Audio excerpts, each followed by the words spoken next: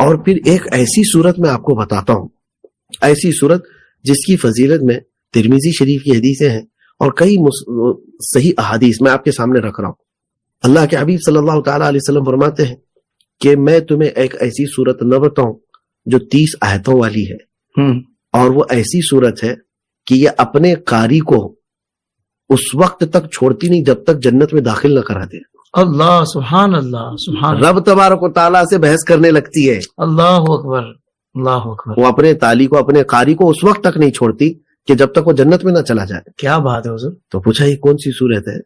سننا چاہیں گے؟ جی ایسا جلدی اور ظاہر سی بات ہے کہ سارے لوگ سننا چاہیں، جلدی جاننا چاہ رہے ہیں۔ سورۃ الملک، جس کو ہم تبارک کہتے ہیں، ماشاء اللہ، تبارک الذی بیدہ الملک وہو علی کل شیء قدیر۔ سبحان اس کی فضیلتیں تو اتنی ہے حافظ صاحب کہ ایک صحابی نے ایک قبر پر اپنا خیمہ لگا لیا۔ ان کے ساتھ جو معاملہ پیش آیا وہ بتا رہا ہوں کہ وہ خیمہ لگا لیا اور انہیں اندازہ نہیں تھا کہ یہاں قبر ہے، اور رات گزرنے لگی تو ان کو تلاوت کی آواز آ رہی تھی سورہ ملک کی، تو وہ گھبرائے ہوئے آئے اور حضور کی بارگاہ میں عرض کیا، یا رسول اللہ صلی اللہ علیہ وسلم، میں ایک قبر کے اوپر خیمہ لگا لیا اور مجھے اندازہ نہیں تھا کہ وہ قبر ہے، لیکن وہاں سے مجھے سورہ ملک کی تلاوت کی آواز آ رہی۔ اللہ کے حبیب صلی اللہ تعالی علیہ وسلم نے فرمایا کہ ہاں یقیناً سورہ ملک قبر کے عذاب سے بچا لیتی۔ سبحان اللہ سبحان اللہ۔ اور ایک روایت یہ بھی میں بتاتا ہوں کہ سورہ ملک کی تلاوت کرنے والا جیسے قبر میں جاتا ہے تو عذاب آتا ہے، اگر گناہوں کی وجہ سے سر کی طرف سے آتا ہے تو سر خود ہی اس کو بھگاتا ہے عذاب کو کہ اس کے قریب میں آنے نہیں دوں گا تجھے، کہ یہ تو سورہ ملک کی تلاوت کرنے والا ہے۔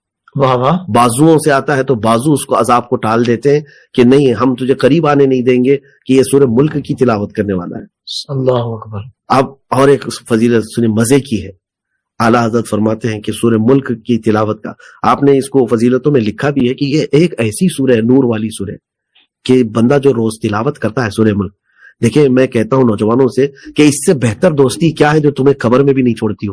واہ واہ واہ۔ دنیا کے دوست تو جنازے میں آ جائیں گے اور مٹی ڈال کے چلے جائیں گے، گھنٹہ بھر بیٹھتے نہیں کوئی، جتنا بھی عزیز ہو کہو اس سے کہ میری قبر میں تو بھی ساتھ بیٹھ جا، جس دن میرا انتقال ہو آئے گا کوئی؟ ارے ماں نہیں آتی، باپ نہیں آتا تو دوست کیا خاک آئے گا؟